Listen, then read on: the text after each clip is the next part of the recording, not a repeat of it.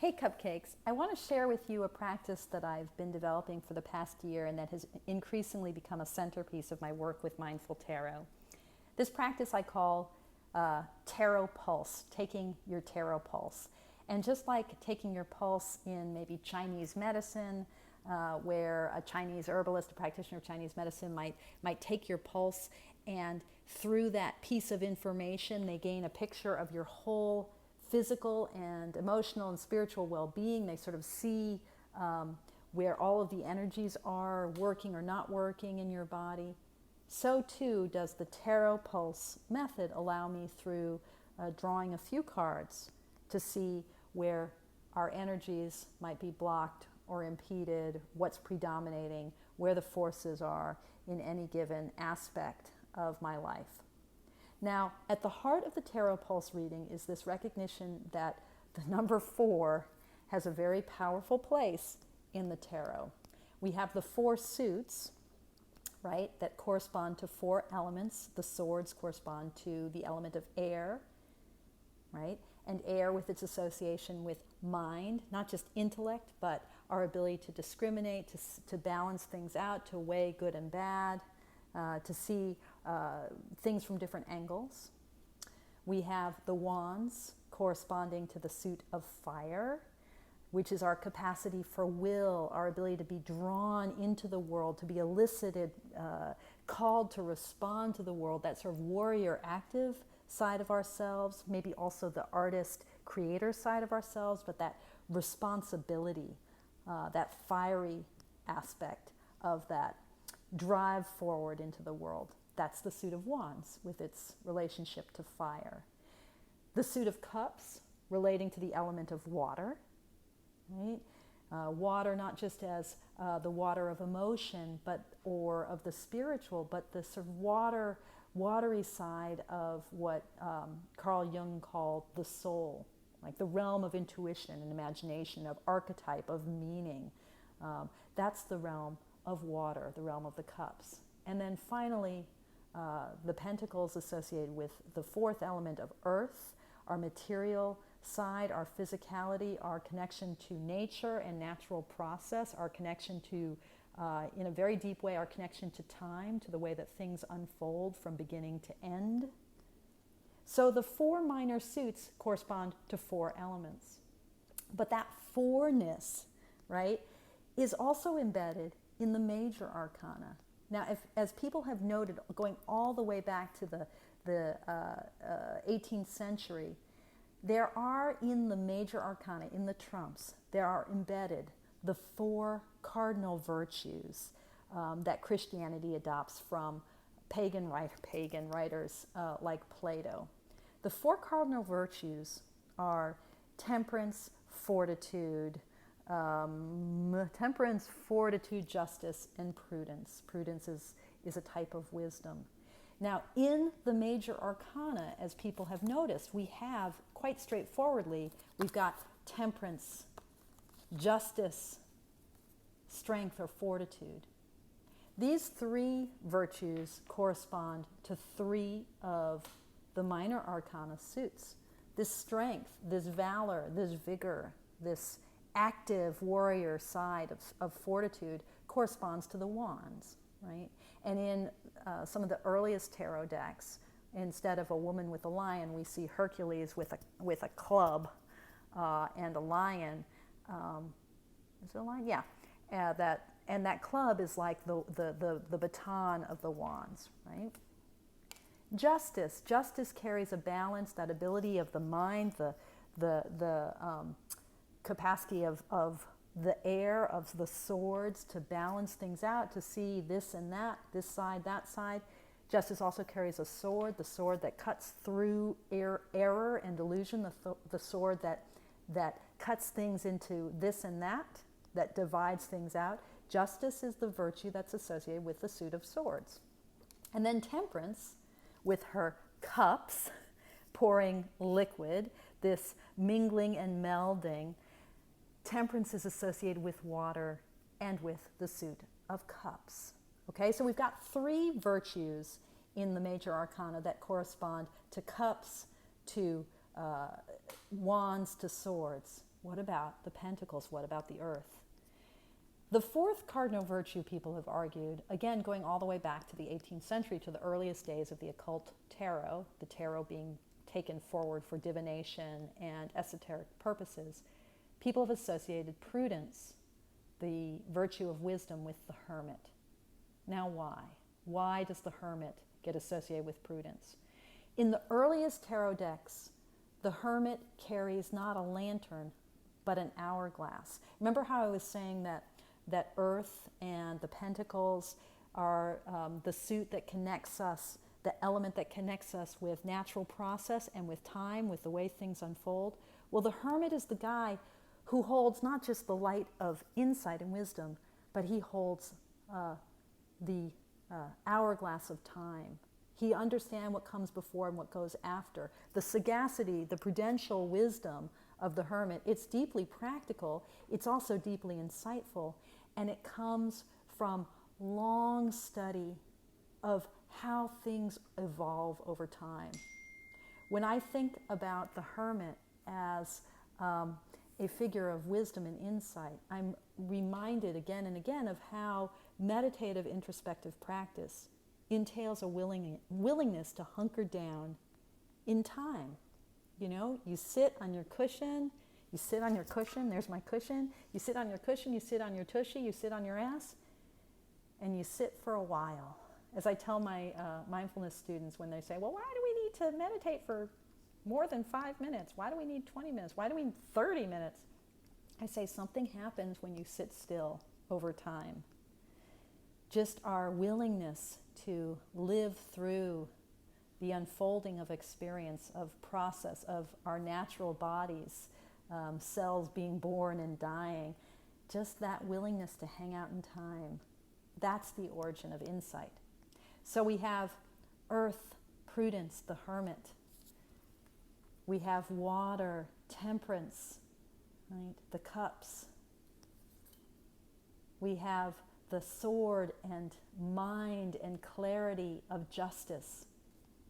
And we have lastly that fiery, wandsy quality of strength. The four virtues of the trumps correspond to the four suits of the minor arcana. My tarot pulse method is a way of using the four virtues as they appear in the trumps to give me 4 cards associating with each of the 4 suits. Very simple method. I'll explain it, then I'll do it off camera and show you what I come up with. So I take whatever deck I'm working with. In this case, it's Pamela Eakin's Tarot of the Spirit. And I go through the cards one at a time, looking for the trumps that correspond to those 4 virtues. And then when I come across, say, the trump of justice, right, which associates with the swords, I look for the very next card in the suit of swords that comes up, and that's my sword card. Okay, and then I keep going. I keep going until I come to the next trump. And then I find the very next, if I come, let's say I find the hermit next, then I look at the very next pentacles after I've drawn the hermit that pops up. That's my pentacles card. So I'm going to do that off camera and then show you what I've got, okay? And then hopefully it'll make sense and I will have done my first Tarot Pulse reading for you guys.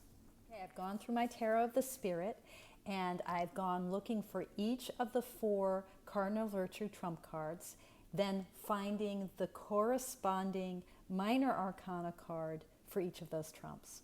So I went through the deck and I first found, as it happened, the first of the 4 trumps that I came across was the card for justice. In Pamela Eakin's deck, that card is called Karma. So this is already interesting to me that the very first of the 4 virtues I got was the one that's associated with justice and with the suit of swords. Not surprisingly, I'm a very swordsy person. I'm a person who's constantly looking at either or. I'm thinking in binary terms all the time. I'm working with dualistic categories all the time, and it's very hard for me to pull the various sides of my experience together to see the way in which either or might come together in this beautiful rhythm and pattern of give and take. So karma, justice, is predominating of the 4 virtues in my life. And the very next swords card that came across for me was the 5 of wind. In this deck, the swords are associated, they're just called wind. The 5 of wind is fear. So here's a card that's asking me, what am I afraid of? Right? How is my tendency toward anxiety and fear, how is that predominating in my life? Okay? We'll come back to my reading in a minute. The very next of the 4 cardinal virtues I came across was temperance. In this deck, temperance looks like this. It's beautiful. There are a lot of these figure 8s in this deck. Pamela Eakins, like me, is very interested in integration and seeing the tarot as a path toward wholeness and integration. So the lemniscate figure 8 is very important to her. So when I came across the temperance card, then I'm looking for the very next cups that appears. And that's going to be in my tarot pulse. If this is my swords card, the very next cups after temperance is going to be my cups card. And here it was Father Water. King of Cups has been becoming really important to me. The fathers in this deck are the kings. So I got the King of Cups, Father Water. So then I continued to go through the deck, and the very next of the 4 cardinal virtue cards I came across was the Hermit. In this deck, the Hermit looks like this. And so once I got the Hermit card, I looked for the next Earth card, the next Pentacles that appeared, and it was Works, the 3 of Pentacles, the 3 of Earth. Finally, I kept going through the deck until I came to the 4th of the 4 cardinal virtues, which in this reading was Strength. I love this Strength card. Again, Eakins' deck is all about this kind of integration, this balancing of opposites. So it's a really great deck to do for use for the tarot pulse, because it's already attentive to the ways in which we might be trying to seek balance in a world of that tends to break down into opposites and either ors all the time. So once I pulled this Strength card, then I was looking for the very next Wands, because remember, Strength is associated with Wands. The very next Strength Wands card that appeared. In this deck, the Wands are called Fire, and it was the 3 of Fire, the birth of light. So my Tarot Pulse reading are these 4 cards. 5 of Wind, Father of Water, 3 of Earth, and 3 of Fire. So how do I make sense of that reading? First of all, I'm struck by the way in which the kind of core of a imaginative, watery, soulful kind of relation to the world might be hindered by this anxious, fearful 5 of Winds. And then when I add to it the 3 of Wands, it's the 3 of Earth and the 3 of Wands, that threeness with its sense of growth and development, the sort of Crowleyan works here, this idea of a kind of heading into the world and being able to create and generate and to put things forth, and then this birth of light with the 3 of Fire, that kind of bursting into the world. These 2 cards so much are about growth and energy and movement forward. This card is really, really about a kind of soulful richness of abundance and connection with all things. I mean, look at that gorgeous Father Water, or Water Father, I think she calls it. You know, he's riding the waves that are like the ocean out there, you know, just stormy waves. But look, he's riding, plunging through them. He's just dancing and dynamically engaging this world of the heart. But my first card, my predominating card, is this fear, this sense of a world that is cutting me up, a world of losers and winners, a world where things do not balance out. And this is what Pamela Eakins has to say about the Five of Wind. I find her discussion always beautiful. She writes, "You fear a painful, frightening, or unknown situation. The major thing you have to fear, however, is fear itself. You have trapped yourself with your own negative energies from the past. Operate with ethical tactics and bad situations will be resolved. Attune to your own conscience. Ask forgiveness. Build bridges, not walls." So this is a card that's about isolation, while these three cards are all about being connected, deeply connected to the earth. So this Tarot Pulse reading tells me that I have so much more to gain than to lose. That what's tying me, binding me, imprisoning me is really an illusion. It's really not based in the world that I'm experiencing, a world that is filled with heartfulness and productivity and creativity. It's instead a world where I'm my own worst enemy, where I'm blunting my own swords, where I'm focusing on loss and being stubbornly unable to see all of the gain and all the abundance around me. So in this Tarot Pulse reading, I would say, look, the time is right to stride forth, to be fully my King of Cupsy self, to create, to generate, to be with others in that kind of way in which the threes are also cards of community, and to get over my narratives of loss.